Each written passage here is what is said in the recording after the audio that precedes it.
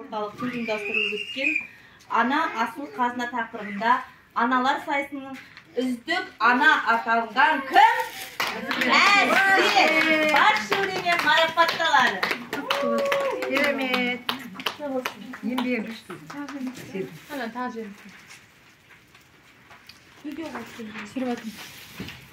Үздік ана.